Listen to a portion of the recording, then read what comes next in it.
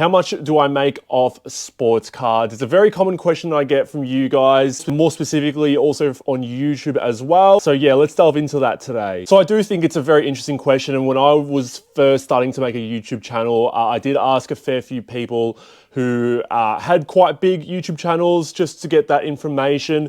And I get a lot of people don't want to be transparent with it, and it's quite a taboo sort of subject in terms of how much you get paid. I think people don't like to disclose that, but I think it's fine. You know, everyone's different, and if anything, it probably will make you guys feel a little bit more sorry for me. And yeah, I know there's going to be a lot of people out there, and I get asked a lot in terms of starting a YouTube channel, you know, some of my tips and all that sort of stuff. And a lot of people are money driven, so why not answer it in a video? So I'll break it down into a few key components. First up, I'll go with sponsorships. So sponsorships are obviously a very big part on YouTube. I really haven't had a massive one. Like, I see a lot of people in America get like Whatnot. They've had alt sponsor videos. Unfortunately, I haven't had a big sponsor yet. And I think in terms of sponsorships with sports cards, especially in Australia being very niche, it's not really the easiest thing to sort of pick up. Quite funnily enough, I've also started a fragrance TikTok, and I've gotten more sponsorships on that TikTok, which has half the followers that I have on this YouTube channel and on TikTok as well. Yeah, it's quite weird how that works out, but again, I think it's just because sports cards are very niche. I'll give a couple of examples of sponsorships that I've been given, or people that have, you know, given me stuff to promote on the channel. One being a very recent video from Trident Collectibles. They gave me $400 to $500 worth of boxes to open up on the channel. And yeah, essentially it was them giving me the boxes and then me shouting them out. I also want to put out that, you know, a lot of people might say, yes, you know, you could be a seller and all that sort of stuff. I made it a clear point from the very start when I opened this YouTube channel and started this YouTube channel that if I ever got asked to promote anything or get sponsored, it would only be from a product or a service that I would actually endorse myself with my own money. And I think it's very easy for people to, you know, get paid big bucks and just promote anything just for a quick buck. But yeah, I want to stay loyal to you guys, and I want to maintain the trust that I've gained from you as well. Another example of a sponsorship that I got given, I actually asked for this one because I obviously like the company. I've used them a fair bit. Last year, I got given a few vouchers from the Hobby Australia who do my PSA grading. And that was great because I shouted them out, and then I also had vouchers that were given to me that I was able to use for my own grading.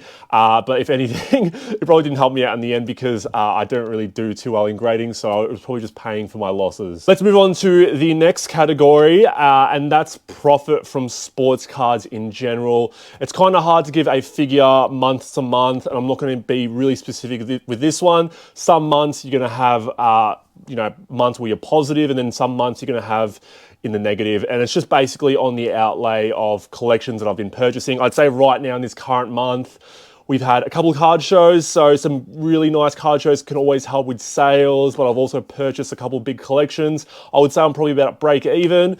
But yeah, in terms of profit from cards, there's obviously a few ways that can help me. YouTube does help, I guess, in a little way. You know, I've had people that will buy on the eBay store from YouTube, and I've also had it the other way around where people have found the YouTube from my eBay store as well.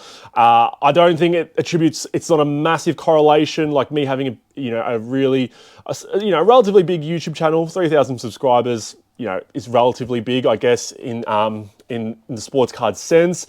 But yeah, I don't think it makes me have a really big following on eBay either. I've been managing my eBay store now longer than I've had a YouTube channel. I do track everything on spreadsheet as well. Ever since I started getting back into sports cards, and I was, you know, initially very money driven when it came to it because I was, you know, into the investing, the flipping aspect way more than I probably am now. I've basically got this really basic spreadsheet which shows how much I bought cards for as well as how much I sold them for, and yeah, pretty much has all that sort of stuff. Let's move on to the next one before we get to the all-important one, which is the one that everyone's, you know, wants to know in terms of how much I actually make specifically on YouTube, and it's in terms of the cases. So the cases is probably, you know, people always ask me, how can I support the channel? People have asked me to open up memberships, which I just recently opened because I had a couple of people ask.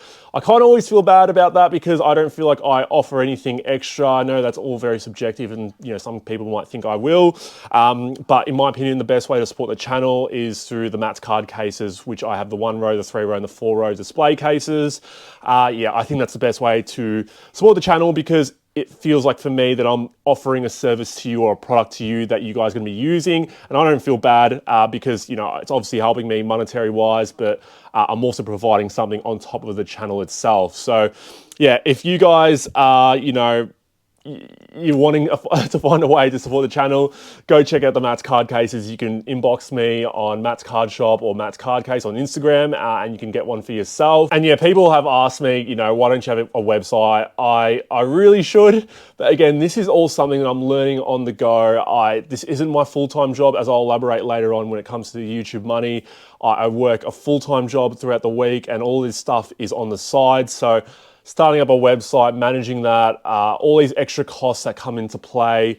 I'm not willing to kind of go in there yet. I feel like I've been getting enough sales through the cases just through YouTube, Facebook, and Instagram. But if it ever comes to a point where it comes to a massive halt, yes, I'll have to look into a website. But those are sort of stuff that I do foresee in the future that I do have to eventually pay for. But yeah, right now, I'm just happy doing it myself. All right, let's go to the reason that you guys probably clicked on this video. I know it's probably the reason I would click on this video as well. How much money do I make on YouTube? And the answer might actually shock you. And I'm gonna be really transparent with all this sort of stuff. So yeah, if you appreciate it, hit the like button down below. If you unsubscribe, make sure you are subscribed down below for more sports card content. But let's just get straight into it. So over the last 28 days, I've got 3,142 subscribers. If you want to compare it that way, this is the way to go about it. But in the last 28 days, I've made $110 on YouTube. And that's actually a relatively good month for me because we've had 2 card shows. My card show vlogs are the ones that seem to perform the best on YouTube. And in performing the best, I get paid more. I also put out videos probably about once a week at the moment. The times I do post twice a week can correlate to me getting more money, but sometimes the videos don't perform well, then I just get about the same amount of money. Yeah, we'll just go through it all specifically and what I post and what does well. But like I said, the card show content does the best for me. So this is this month right now, $109 Australian. So that would be about $70 US. I wish it was $108 US because that would be a good amount of money. But as you can see here over the last 28 days, 16,000 views, watch time hours, all that sort of stuff. People like to look at that sort of stuff and subscribers. So yeah, I average around 80 subscribers a month. Some months I've had 120, some months I've had 40. I haven't really had a video that's like blown up massively to the point where I've just gained like 1,000 subscribers in the one go. I'd love to get that, but yeah, at the moment I don't. Yeah, in terms of top content, so, you know, over the past week, I've had a few nice videos come out, or over the past month. You know, I had this Witness a Robbery, which is my Melbourne Card Fair Dealer's Perspective, 3,300 views. And then my next best video was another dealer perspective video. And then this video I posted in April last year is my best performing video overall. It's how I organize and sort my sports cards. Yeah, this video just keeps getting me so many views. It's probably the video that's earned me the most money. I'll go through how much it's all earned me and everything like that so you guys can see in particular. And then obviously I do shorts and all that sort of stuff. So yeah, let's go into it more specifically. Let's go into revenue. I don't know what we're going to go, like what we're going to see here in particular. But yeah, like I said, $109 for the month. You know, when I posted that video, it gave me $19. So this is what I've earned month to month. If people want to see what I earn month to month, this is what I've earned. I've started getting monetized in September 2022. So you can see what my biggest month here is, and that would have been August in 2023. I can't remember what I exactly posted. November 23 was $141. That would have been Hobby Hangout Vlog. YouTube in total has paid me $1,557. And I'm really happy with that. You know, some people might look at that overall for about, you know, I've posted on YouTube now for 3.5 years, I think, really consistently. People might look at that and say, is it really worth it? But I came into this knowing it was going to be a hobby and something I wanted to explore. If you go into this very money driven, you're not going to enjoy it and you're more than likely going to want to stop. But for me, this was definitely something I've always wanted to do since I was a little kid. And I've never actually said this before, but the reason I did start my YouTube channel was it was towards the end of COVID and I was really struggling mentally. And I was, you know, sort of just having all these ideas flow into my head about what to do next and all that sort of stuff. And I think I was just so worried about what other people thought about me. And I eventually just thought to myself, you know what, just stuff it. Like do what you know, do the opposite of what you're thinking personally in terms of your anxiety and all that sort of stuff. And then that's why I created a YouTube channel, a TikTok account, all that sort of stuff. So I'm not the most public person. I'm not the best person to speak in front of a camera. I hate public speaking, but this YouTube channel has allowed me to explore a lot of those skills. So I'm very thankful for that. And I'm also grateful for you guys as well. But yeah, like I said, revenue, $1,500. You know, I post a lot of shorts as well. Shorts are really good for getting a lot of subscribers, but they don't get too many they don't get much revenue, sorry, is what I should say. So you can see exactly how much I've made from the video. So how I organize my sports cards has paid me $119. Shorts don't really give me much at all. So I've gotten a short with like 30,000 views. This one. This is the perfect way to display your sports cards. 30,000 views, and I've gotten $3 from it. So shorts aren't really worth it in my opinion, but they're just good for the organic growth in terms of subscribers. Let's go through individual videos. So I've ranked it from views downwards. So the video I've got the most views on is how I organize my sports cards, like I said, with 17,000 views. In terms of how much this has paid me, you can see here, $119, like I said, 126 subscribers. So you know, weirdly enough, I always go through this sort of content on YouTube and watch this myself. I really enjoy watching how people organize their sports cards. There probably should be like a part 2 of this video now, but I don't know, I haven't really changed how I organize my sports cards. But yeah, it's a video that was quite easy for me to record as well. Funnily enough, I've recorded some videos that have taken a lot of effort, and this one didn't actually require too much effort, and it got me the most money. How to scan sports cards. So this one got me $94. I do find, and this does correlate on YouTube as well, but the longer your videos are and the ones that people watch the longest is where you get paid the most. So just because you post like a 30-minute video doesn't mean you'll get paid a lot. Because people watch this organization video a lot, that's why I get paid a lot. I'll give a good example as well, like AFL Footy Stars. 2,800 views. It's a 29-minute long video, but I find that AFL people here that watch my content will watch the whole video. So if you go to the analytics for this one, $58. And I'm pretty sure I didn't do that well on the box break itself. So to get $58 of that and make a bit of money back from the box break is always great. But yeah, like I say, the card show content, that's where I get the most money for in terms of like revenue and that sort of stuff. I know I always say, I've said it a few times, I don't really want to do card show content as much because it's very fatiguing, but it also pays me the most. So I've got to be a little bit of a bit of a money fiend in that way and just keep doing that sort of stuff because you guys like it. And as much as I feel cooked at the end of the day, it does pay me the most. And that's what this, if I'm going into it for money, this is what it's going to be like. So yeah, this is how much I made setting up at a card show, $70 for that one.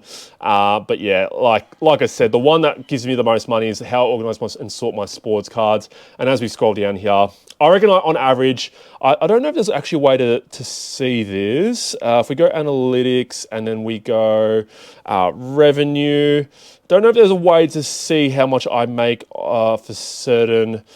There is a way, I'm pretty sure. If we go here, see more. So if we go to RPM here, this column, it basically is how much money you get per 1,000 views. So that's another good way to work out how much money you would make if you become monetized on YouTube. People think that like, yes, once you reach a certain amount of subscribers and watch hours, that's it, but you've still got to be posting out great videos.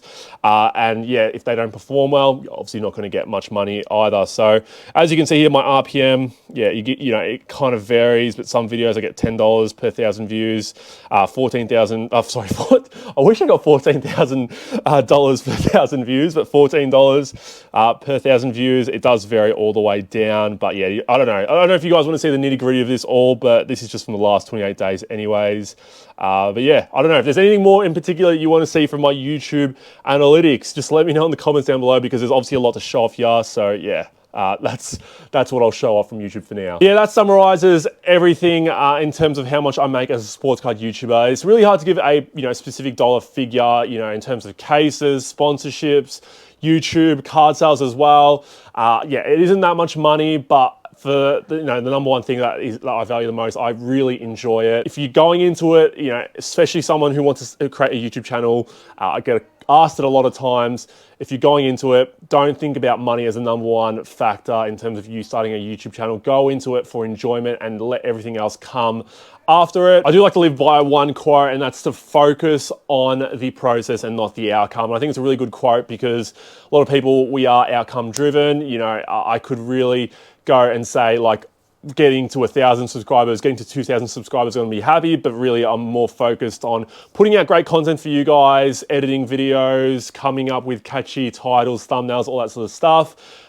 Yeah, if you go in it looking at views and subscribers, I think you'll come out of this process, you know, quite depressed and sad when it doesn't work out well for you. But yeah, I do everything myself. I do also work 5 days a week. This isn't a full-time thing. I work 2 jobs. I also work this as well, if you can count it as work. But this is a hobby for me at the end of the day, and I really enjoy putting out the content for you guys. So yeah, that wraps up everything. I hope it made sense to you guys. It was really hard, again, to wrap it all and tie it all together. If you enjoyed this video, leave a like down below. Comment down below if you were surprised in terms of how little I made. And if you aren't subscribed already, please subscribe down below, especially if you enjoyed sports card content. And yeah, guys, like I said, I appreciate you all as always, and I'll see you guys in the next video. Take care.